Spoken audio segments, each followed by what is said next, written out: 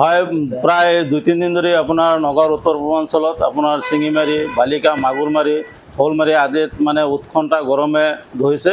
আপোনাৰ বহুতো ৰাইজ আপোনাৰ গছৰ ছাঁৰ তলত আশ্ৰয় ল'বলগীয়া হৈছে আৰু আপোনালোকে নিশ্চয় দেখুৱাই আছোঁ ৰাস্তাত সমাগম কম, মানুহে খালি গছৰ ছাঁৰ তলত গৈ আছে আৰু ঠাণ্ডা ক'ল্ড ড্ৰিংক এইবিলাক খুব বেচাকিনি হৈ আছে।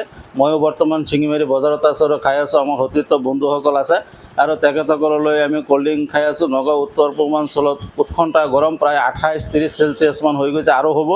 এনেকুৱা উৎকণ্ঠা গৰমৰ পৰা ৰক্ষা পাবলৈ মানুহবিলাকে গছৰ ছাঁৰ তলত আশ্ৰয় লৈছে আৰু মানুহ ঘৰৰ পৰা ওলোৱা নাই। বৰ্তমান পৰিস্থিতি অতি সংকটজনক আৰু এনেকুৱা উত্তপ্ত গৰমৰ পৰা ৰক্ষা পাবলৈ আমি গছপুলি ৰুব লাগিব। আমি সকলোকে আহ্বান জনাওঁ যাতে প্ৰত্যেকজন মানুহে দুটাকৈ গছপুলি ৰুৱে আৰু অনাগত ভৱিষ্যতত যাতে আমি এই উৎকণ্ঠা গৰমৰ পৰা ৰক্ষা পাব পাৰোঁ আৰু গছৰ ছাঁৰ তলত থাকিলে মানুহ আৰামত থাকিব পাৰে আৰু গছ আমাৰ জীৱন, গতিকে সকলোকে গছ পুলি ৰুবলৈ আমি আহ্বান জনাইছোঁ। আৰু এনেকুৱা উৎকণ্ঠা গৰম ৰাজ্যখনৰ নগাঁও জিলাৰ উত্তৰ পূৰ্বাঞ্চলত আপোনালোকক দেখুৱাইছোঁ, সামগ্ৰিক পৰিৱেশটো দেখুৱাইছোঁ। বহুত গৰমে ধৰিছে।